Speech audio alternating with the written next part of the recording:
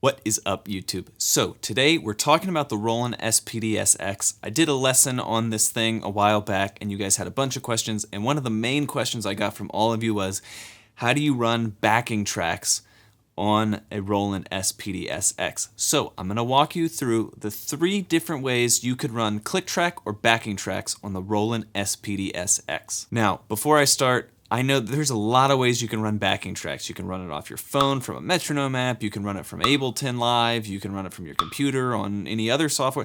There's a billion ways. I really like the Roland SPD-SX for running backing tracks because it's a sturdy thing. You don't have to set up your computer. Depending on how you do it, you don't have to bring any like headphone things, so you can control your own mix. Like, everything is right on board because the Roland SPD-SX has SPD-SX. That's very hard to say quickly. The Roland SPD-SX has a bunch of different routing options and a bunch of different ways you can load samples on so that you can kind of control your own mix. There are some limitations, which we'll get to, but the reason that I'm going over this is because if I'm on a gig and all I'm doing for tracks is I'm just hitting go and we're playing through, we don't need to loop anything or make any edits or, jump around in the arrangement. It's just like start the track and let it go. I really like the Roland for that because, again, it's not a computer. I'm not scared it's gonna break or whatever because it's a solid thing that you're meant to hit, and I like that. It makes carrying stuff to the gig and setting up a little bit easier. Okay, so first way that you can run a click track or backing tracks from the Roland SPD-SX, and this is only for click track, but you can just use the onboard click track on the Roland. All the Rolands you'll see on the home screen, there's a couple things. There's the kit number, there's the kit name, and then right up top there's a little quarter note and it says equals, and then it has a number. And that is the kit tempo of whatever kit you have on the Roland. So right now mine is set to 156, and if I hit the start stop button, you can hear there's a click track. If you're just running click track for yourself and your band and you just want to be able to play click track, that's a really good way to do it. You can set up a kit for each song that you do, and you can just hit plus when you want to go to the next song. It'll switch tempos to that tempo, and you can just let that thing roll all night. So if you're wondering how to set the tempo of each kit so that you can just scroll through and every new kit has the tempo for using the onboard click track, the way you set the tempo for the onboard click track is go to Menu, and then hit Enter on Kit. That'll bring up this screen, and you can see kit volume and then kit tempo, and that's what we want to do. And you'll notice when you go to kit tempo and you hit the plus sign, it only changes by 0.1. If you want to change that, you just hold the pad check and you can hit the plus and minus sign, and you're jumping by whole numbers now. So all you have to do is hold pad check, hold the plus or minus to get to the tempo you want, and then just hit kit and you'll go back to the kit, and now you'll see at the top your tempo is locked in. Now the nice thing and the advantages of running from the onboard click track is you can start it, stop it, right with one hit of a button. You also, right next to that start and stop button, you see there's a click knob, and that controls the volume of the click track. So I can turn it down,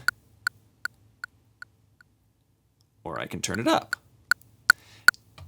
And I can have control right there at the tip of my fingers. I don't have to go in the menu and adjust anything. And with the click track, you can even set it up to where you can still have your samples. You can still use it as a sampling pad. You could still leave that set up just like it is, and then route the click out a different output than whatever you're running your main samples, so that the audience won't hear the click track, only your bandmates. And you can do that through the headphone out, you can do that through a couple different outputs. So that's the first way, is just run click tracks from the onboard click track. Method number 2 that you can run backing tracks from the Roland is a lot like the first one. It's using the onboard click track and a track that you've made, and you're just essentially using the click track on board and then hitting the track when you want it to start. Disclaimer before I go any further, this is a pretty risky setup if your tracks aren't super gridded. What I mean by that is they aren't quantized or anything. You have to be really sure that your track starts exactly where you would think a click track would start. Otherwise, the onboard click track and your track will be out of sync. But let me show you what I mean. So you start the click track, it's rolling, and you can 1, 2, 3, 4.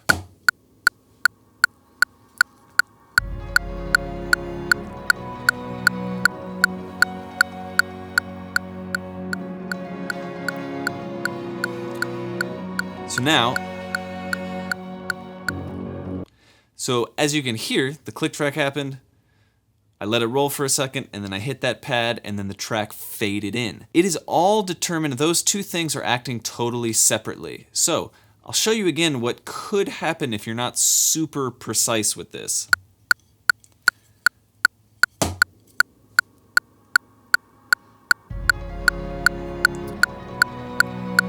Click and tracks are now off beat.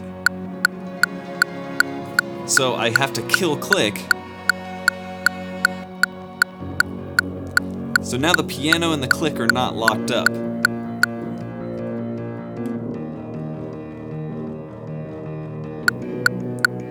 So you can fix it like that.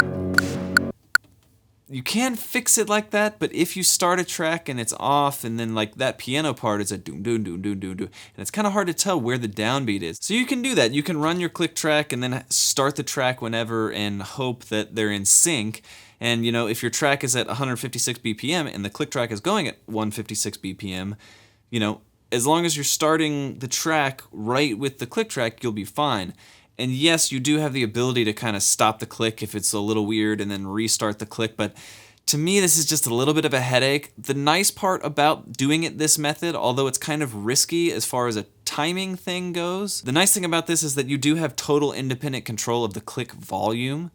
And in the third method of running backing tracks, you actually do kind of lose the ability to control the click track as easily. So I think this is kind of risky. I personally wouldn't do this, but if you really want control of your click from the knob and the button here, this is the only way to really do that with, you know, having the track loaded into the pad and having total independent control of the click track. So that's method number 2. Method number 1, you can just run click track right off here on the onboard click track. I forgot to mention there's a couple different sound sources, so you can go through and pick a couple different sound sources if you want. I don't mind the kind of blip thing that it comes stock loaded with. So you can run it with just the onboard click track, and then method 2, you can run the onboard click track and then just trigger your track yourself and hope that your click track and your track are lined up. Now method number 3, this is truly the way that I would run full backing tracks from the Roland SPD-SX, and that is loading on a click track sample, loading that onto the pad, and then loading on a track sample, loading that onto the pad, and then linking the pads. And I'll show you what I mean. I'm going to use the track that I was using earlier. Sounds like this.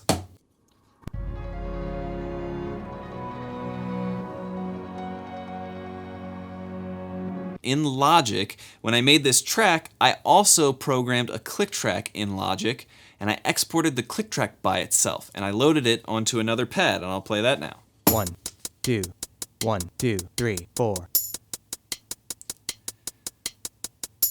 So as you can hear, it's a click track, and I also put in count-offs, which is super useful because it'll make sure that when you start the track, everybody knows where they are in the track, and there's no question about, you know, well, is there a count-in to the start of the track, or is, you know, I always, at the beginning of all my backing tracks, I do a 2-bar count-in until the song starts. So that track, it fades in for 2 measures, and then it's the start of the track. And you can hear that mirrored in the count-off. So now what I'm going to do is I'm going to link this click track that I exported from Logic and loaded in. I'm going to link that pad, wherever I load that, I'm going to link it to the pad where the track is. So how you do that is you go to Menu, and you go to Kit, which is the first option. And on this screen, you'll see Kit, it'll say Kit Volume, it'll say Kit Tempo, which is where you can set the tempo for the onboard click track. And then you'll also see right underneath that it says Pad Link. And it usually says, until you do something with it, it'll say off. And what I'm going to do is I'm going to hit the plus sign and scroll over to pad 4. And then there's that dash line, and I'm going to go to the right, and I'm going to say pad 5. And what this is telling the Roland to do is, with the pad link feature, link pad 4, which is this pad right here, to pad 5, which is this pad right here. We've loaded our samples on and we've picked the pads that they're at, and now we have linked them. So now, simply put, if I hit pad 4 or pad 5, it doesn't matter which pad you hit, the other pad will start at the same exact time. So I'm going to strike pad 5, and you'll see that both pads, the click and the track, start at the same time. 1, 2, 1, 2, 3, 4.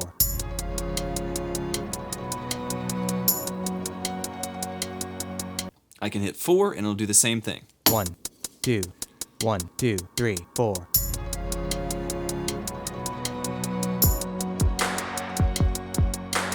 So now those tracks are rolling. When I hit at once, I can still use the other pads while those are going. I can still, while the track is playing, play other samples that I want to play on the pad. I still have the ability to, use my claps and whatever I have on there. But that is how you get started. The thing that you lose, this is the way I would do it. The thing that you do lose from doing it this way is that now if you want more click track, you have to navigate the menu to turn the click track up or down, which is a pain. And there is a quick way, if you hit pad volume on the front. 1, 2. If pad 4 is the last pad you hit, you can go to pad volume and you can change the volume there. But that's kind of risky. That's a lot of buttons to press in the middle of a show. So what I would actually suggest is if you're really gonna play a long set and you're gonna have a bunch of tracks from your pad, what I would do is I would run myself my own line and you can do this a couple different ways. If you have a monitor engineer, you can just have your monitor engineer give you more or less click and problem solve. But if you're kind of running it yourself, what I would do is I would, run out the back of the Roland to 2 DI boxes, and I would use a splitter, and I would split off the signal from obviously click and tracks have to be separate. You're not gonna want the front of house to hear the click track. So I would run both outputs, the click output and then the tracks output. I would run them both to front of house and find a way to split it, whether that's from front of house sending it to you, or you have your own inline splitters. I would split it off and put it in a mixer.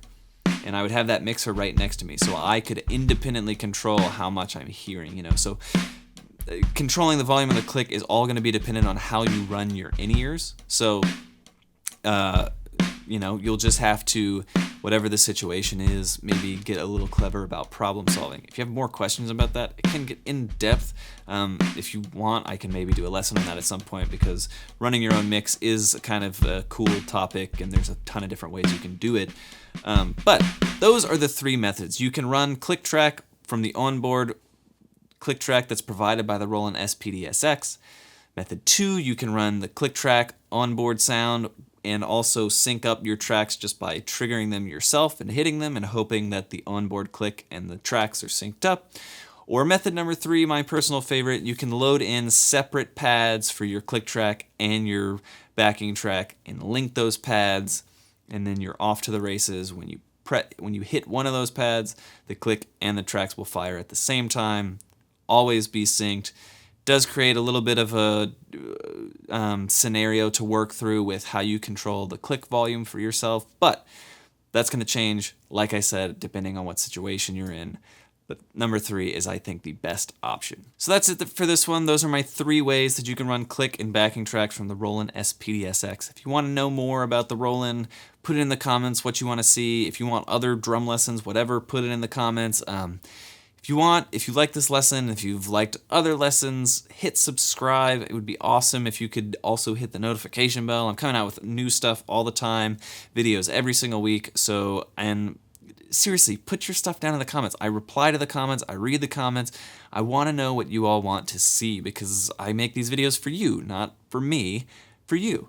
Because I like drums. I like nerding out about drums, and this is part of it. And, it's fun like that. Thank you again. Hit me in the comments, subscribe, and I'll see you in the next lesson.